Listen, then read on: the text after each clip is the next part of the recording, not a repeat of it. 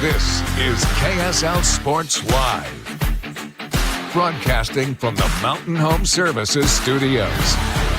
Hey friends, thanks for including us in your busy Saturday plans. You know, I promise this show is a lot better than losing the lottery. We'll look back at the Jazz outcome of the draft lottery, and we also take a look at what options they may have with their draft pick coming up. Our Mammoth players continue to shine for the United States at the Hockey World Championships. We'll show you what Logan Cooley and Clayton Keller did today, and it's state championship season in high school sports. Highlights from both state baseball and softball are on the way, but we're going to get things started off with Tony Finau at the PGA Championships. You know, it's not been the best start to the season for Tony. Through 12 events so far, he has just one top 10 finish. But this weekend, he's playing his best golf all season at one of the biggest events of the year's second major tournament, the PGA Championship.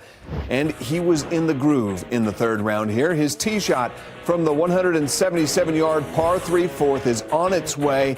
And this is going to have a nice soft landing within 6 feet of the cup. He would line that one up for birdie and lowers his score to 3 under par. He would birdie 7, then on the par 4 8th, his tee shot went in the greenside bunker, but gets up and down pretty darn nicely here. That would leave him 5.5 feet away for birdie, and suddenly Finau's at 5 under. He's one shot back of the lead. Over to the 9th green now. He's staring at this long putt for birdie. He's got a nice touch on it, but he leaves it a bit short, so he ends up with the par there, not making any movement. And then he slips with a bogey on 11, but on 14, he's right back in the mix. This chip for eagle. Oh, inches away. That would have been huge. He's still got the birdie to get back to 5 under. Finau with a third round 69. He's within striking distance going into Sunday's final round. Now, the guy that everyone was chasing after 36 holes was Jonathan Vegas, a guy with just 4 career wins over his 17-year PGA Tour career, and he's never won a major. Today, the expected heavy hitters in the game of golf, well, they started to join Vegas up at the top of the leaderboard and apply some pressure there, including the world's #1 golfer, Scottie Scheffler, starting his move early on Saturday. His tee shot on the 4th, look at this, settles in just inches from the cup. That'd be an easy birdie. Siwoo Kim's birdie putt on the 4th green gives him the outright lead at 7 under, but that wouldn't last very long with all the movement today. Jon Rahm joined the cluster near the top of the leaderboard, but not because of this shot on 11. Off of the head of a spectator. Bounces all the way across the green. You know, it's hard to tell if that guy's feeling it or not. No worries, though, because Rahm, he comes over, checks on him, signs a glove for him. All smiles after that. You know, this is a much better shot than the Rahm one. Maverick McNeely out of the bunker on 6 and into the cup for birdie. But here comes Scheffler. Still, the long birdie putt puts him one shot back. Jon Rahm went on a late hot streak. Birdies on 14 and 15. Then here on 16, his approach. This is going to set him up for his 3rd straight bird. And he moves into a tie for the lead. Then on the 15th, Bryson DeChambeau with his 5th birdie of the day. That one for the lead at 8 under par. DeChambeau would birdie 14 and 15, but on 16 and 17, he gave 3 shots back with the bogey and the double bogey here, thanks to going into the water. He falls to 5 under. Then after a bogey on 13, Scheffler decides to pull out the big shot. Drives the green on the par 4 14th. Gets a nice bounce and a very nice roll to end up 2 feet from the cup. He would tap that in for eagle to move to first place at 8 under. All that noise and still Vegas not flinching. He birdies the 14th to move back into a tie for first at 8 under. But after his eagle on 14, Scheffler comes through with another birdie on 15 for the lead at 9 under. Scheffler birdies the final 2 holes of the day, and he has a 3-shot lead at 11 under par. All right, day 3 of the Copper Rock Championships on the Epson Tour down in Hurricane. Pretty windy out there. Melanie Green starting the day in the lead. She started strong today, birdieing the first, then parred the next 7 holes, but it unraveled here on the 9th, double bogey there. Gina Kim would take the lead, birdieing 5 of the first 12 holes. Still, Green had a chance to force a playoff on the 18th green, but she pushed her putt past the cup, and Gina Kim gets her 3rd career win on the Epson Tour. Let's switch over to the ice rink now. It's the offseason for the Utah Mammoth, but several players are still on the ice competing for their countries at the World Championships. Clayton Keller was given the United States captaincy on his sweater, and he's been playing like a captain too, especially today. The United States taking on Germany. Third period, game tied at 3 U.S. on the power play. Keller sets up Connor Garland for the one-timer, and it's a 4-3 U.S. lead. Later in the third, Keller fighting for the puck. Gets it off to Garland, then over to Logan Cooley, our other Mammoth player, for the goal. Germany with an empty net, and Keller takes advantage with the assist from Cooley. Keller, 3 points, 1 goal, 2 assists. Logan Cooley with a goal and an assist. The United States win 6-3. The second leg of horse racing's Triple Crown today. Journalism, the runner-up at the Kentucky Derby, was the favorite to win as the race began today, but he had some catching up to do to get it. And he has moved up on the far outside. Journalism is still running on. He's back into second. He might even win it. Here's the wire. Oh my goodness! Journalism has won the Preakness Stakes in a performance like you read about. I mean, I'm just reading about it right now. Journalism with that huge kick down the stretch to win the 150th Preakness.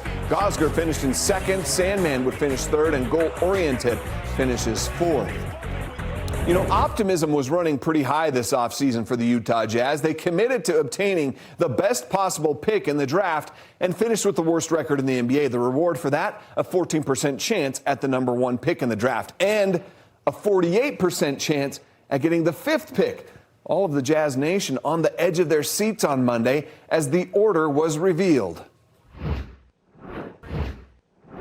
Of course, you know, everyone has high hopes. In reality, it was a 14% chance to get the number 1 pick. Frankly, another team, obviously, with a lot less odds than us. They were the first time they got the number 1 pick tonight, too. But the rebuild is on track. It always has been. Whether we got number 1, 2, 3, 4, or 5, this is a good young player in a very, very good draft that we're excited about. And so take this opportunity that we've been given and make the best of it in terms of making the best selection that we can and make the best decisions to move this organization into a championship competitive place. Okay, so this is what it looks like. The order of the upcoming draft after Monday night's lottery. The Hornets will be picking at number 4. The Wizards, Pelicans, Nets, Raptors, Rockets, they all round out the top 10 in the draft. The final 4 picks in the lottery went to the Blazers, Bulls, Hawks, and the Spurs again at number 14. You know, there are no guarantees in this draft, though, and as mentioned, it is very likely that Rutgers freshman guard Dylan Harper goes number 2 in the draft to the Spurs. He is a ball handler and a creator that averaged 19 points per game in his lone season at Rutgers. He has great size for the point guard position, and he can score. If the Jazz want any chance at him, they'll probably have to come up with some sort of trade package that the Spurs can't refuse.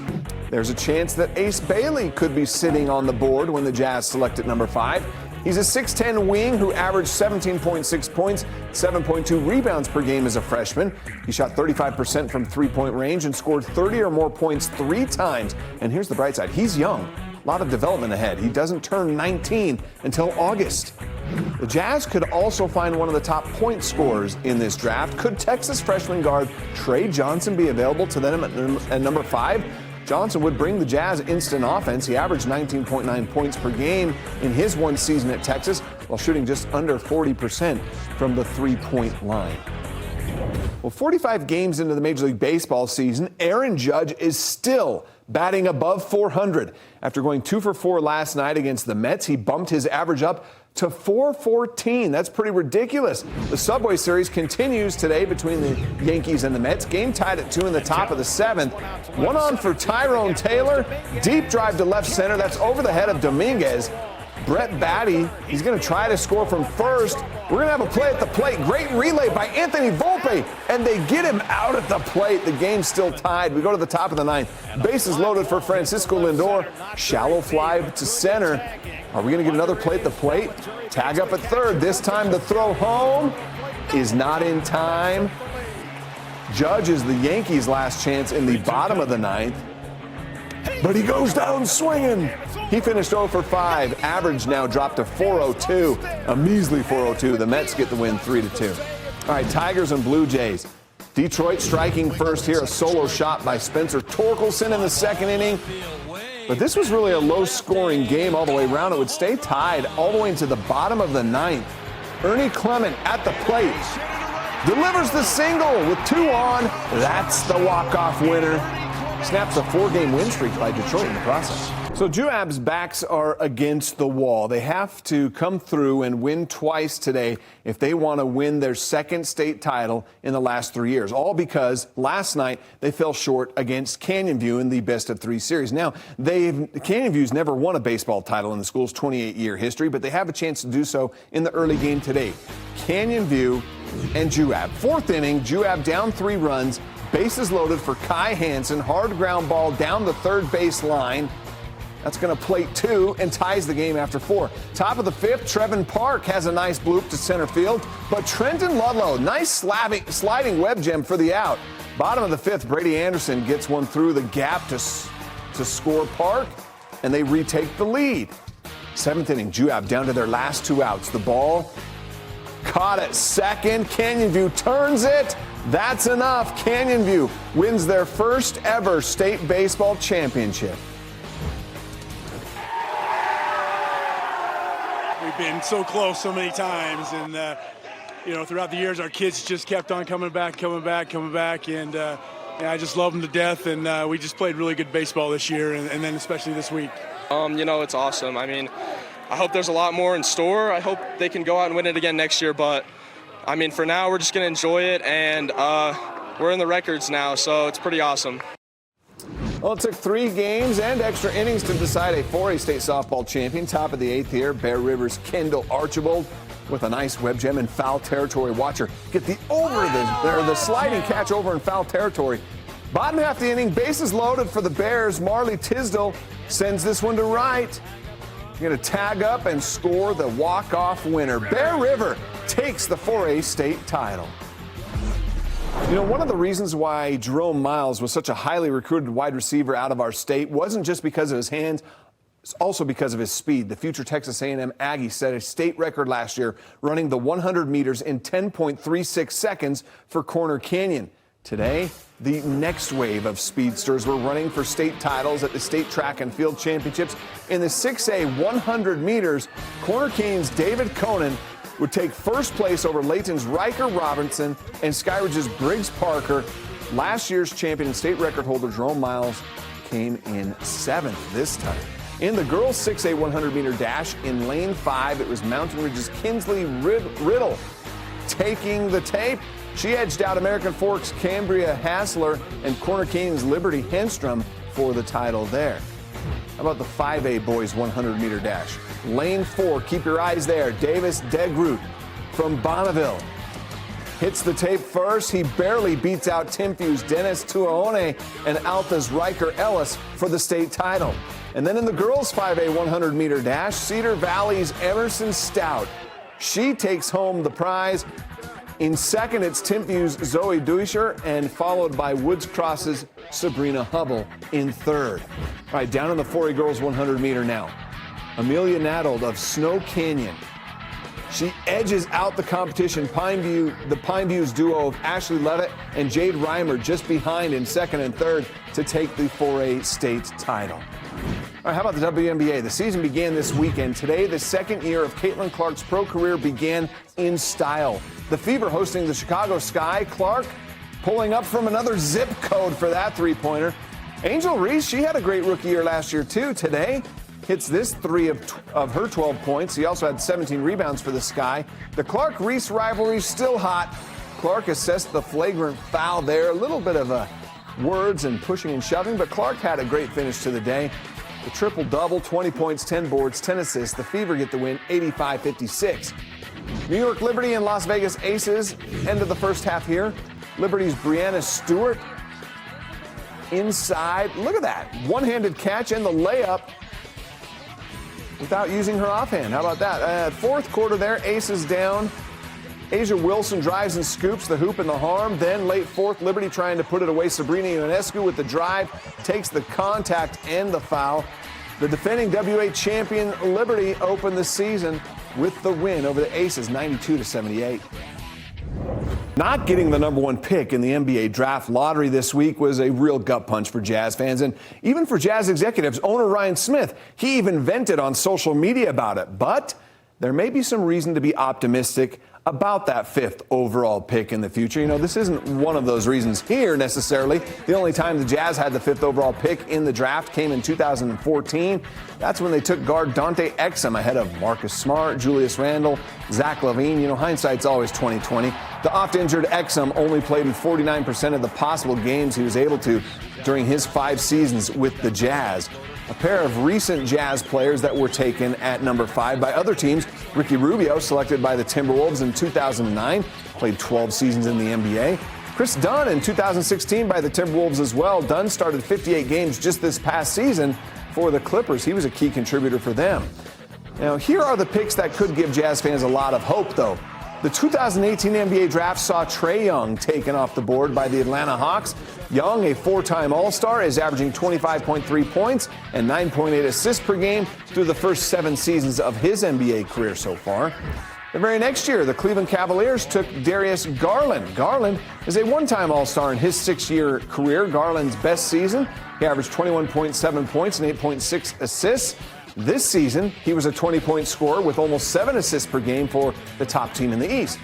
Miami Heat legend and Utah Jazz minority owner Dwayne Wade was the 5th pick in the historic 2003 NBA draft. Wade, an 18-year vet, is a 13-time All-Star.